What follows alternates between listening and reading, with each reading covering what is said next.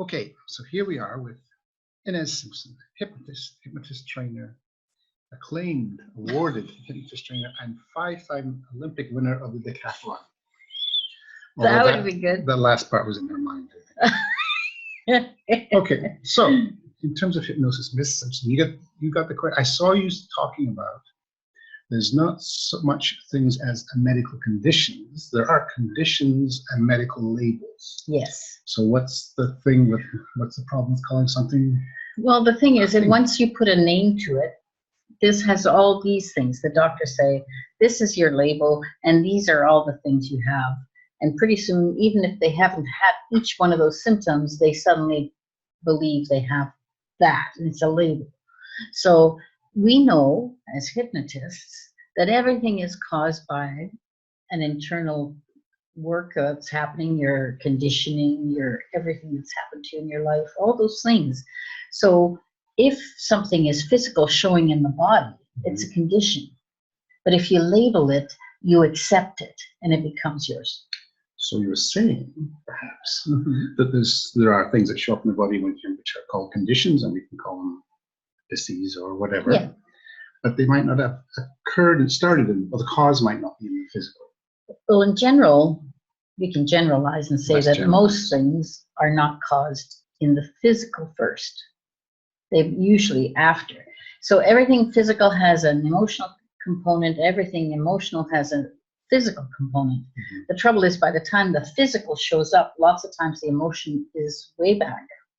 And all the other things that cause it, the conditioning. I was just talking to Steen, who's over there. Steen, who's over there? Yep. Are you sure? Because I can't. Oh, I can see him, but they can't see him. So. We're talking about how we condition people. You know, I've always been ranting about the smoking packages. You know, how we are designing people to die. And it's everything like that, because now you get so many studies come out, and they all just dribble. Mostly one guy did this. You know what dribble is? Dribble. I call it dribble. It's dribble. Anyway, and pretty soon we're all programming other people. If you have this, this is it. You're going to die. This is bad for you. This is whatever.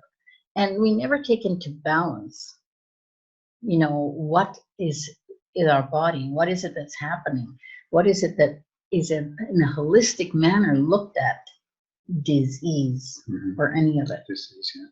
So you could be saying then, although we're not saying that never go to medical, because medical has its own importance, of course. Yeah, for sure. But we could, things in the body, if you're just dealing with the thing in the body, you're missing maybe half of it or 3/4 of it or whatever the cause, you're not going to get rid of the cause. No. So it will turn up again. No. In a different, or not necessarily show up again, but it might, like you say, in a different, so it might just show, if you haven't taken care of the cause, you may have some other physical symptoms show up, because your body will attempt to either slow you down. There's parts of us, and people who, like for people who have fibromyalgia, for instance, that's a label, right? I used to have that label at one time, and I decided that a label was not what I was needing, and I started working with so the label is sort of like a story you tell yourself. It's a story, and it's a stuck story. And it's a story from authority. It's from a doctor, etc. But for instance, fibromyalgia, well, it's part of you most of the time trying to slow you down, because you're the type of person that has to do anything for everybody and has to be everything for everybody. So it says, look, I need to save you from this. The subconscious is sort of. So one of the ways to get rid of it is to slow down. It's to slow down. Or have a perception. It's actually a mechanism for self saving yourself.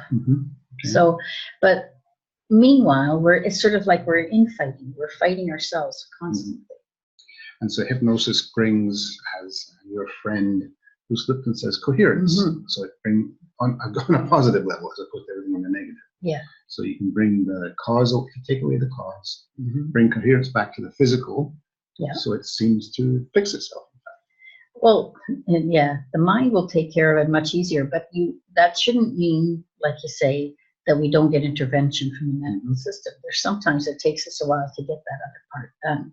What we really want is someone to be on their own team with their medical team and do everything that will help them emotionally, mentally, spiritually, on any level, not just the physical. because we want coherence and we want holistic healing. Yeah. And I noticed on your radio interview on Voice America with Paul Weisberg on the lasers, he was very insistent on lasers are effective, but it's the body that does all the healing. Yes. It's not the drug or even the hypnosis. The hypnosis sort of gets the cause away so the body can do its own healing. And he has that interesting story about his tooth when he first started. The reason he designed the lasers was he was making his tooth because he was what you call a sacral therapy. Right? It's close. Something. Anyway, he works. So Listen he to the really show, likes, they'll tell you. yeah, and he wants alignment in the body. It's important, all that kind of stuff, balance. So he didn't want to have that tooth pulled.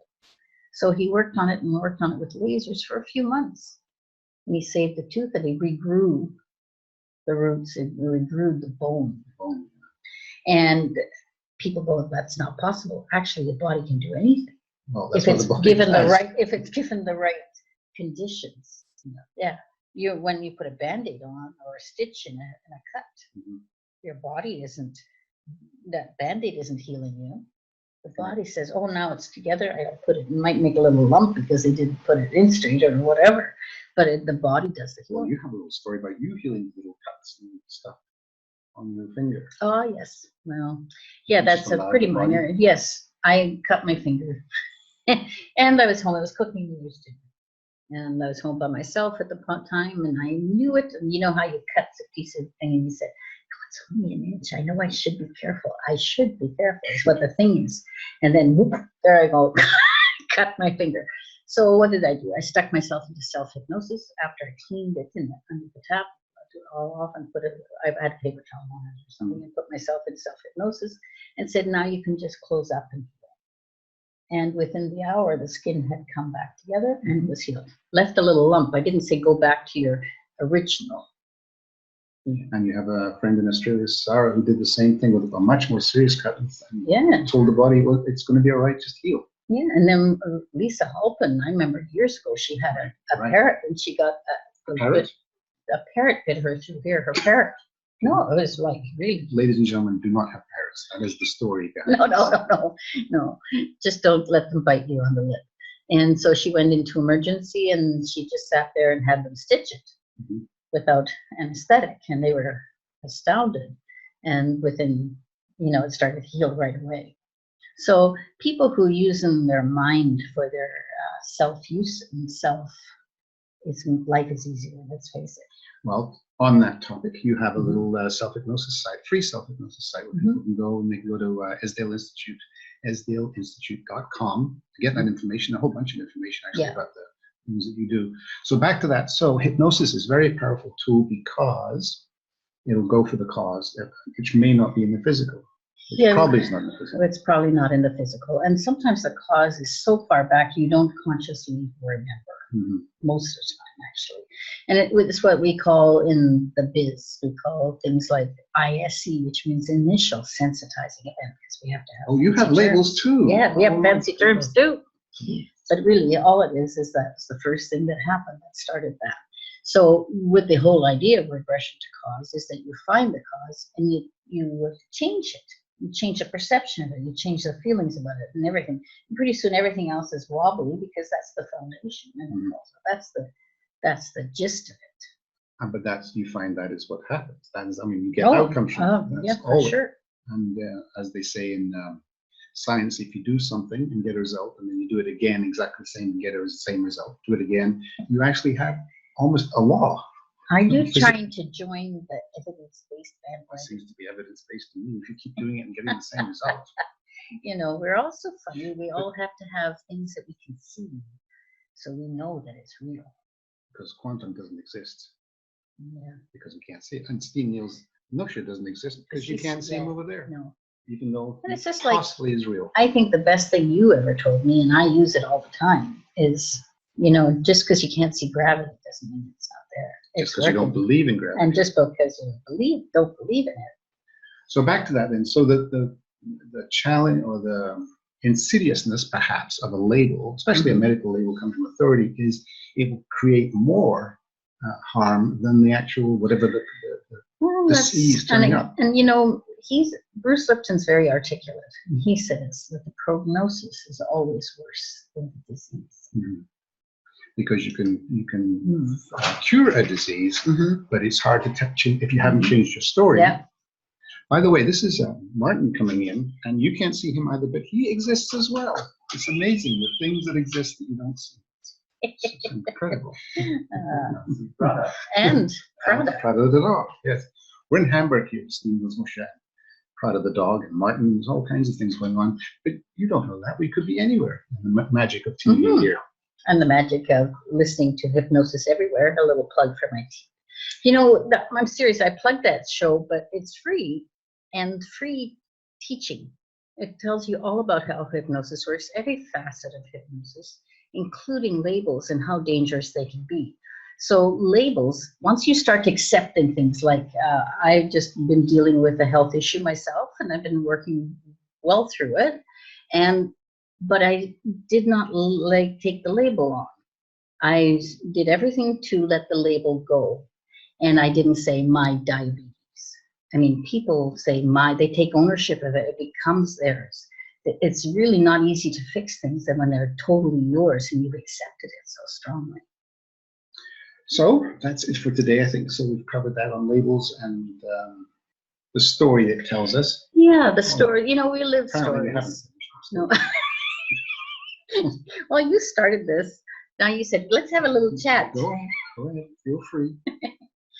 I don't remember what I was going to say now. On labels and the story it tells us. Yes. And how that causes. And we live stories because our identity is our story.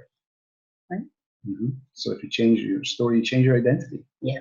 Just like that. Just like that. It can be that easy. Or change not your identity in terms of your name necessarily. Well, I don't know about you. I think you might do that. You can change your how you live in the world. So things like anxiety. But just talk about change. Wait. No, I just thought of something. No, let me hit the stop button. Please. I've had known people who did change their name, and it did change their life. It's all right. Excellent. Yes. Because now they were a different persona. Yeah. And they changed their outlook, and they have a different story. So we joke about it, but you know, all this stuff is very important. Okay. Until next time. Until next time. Five-time decathlon winner in her mind. We'll talk again. Bye. Winner. Decathlon.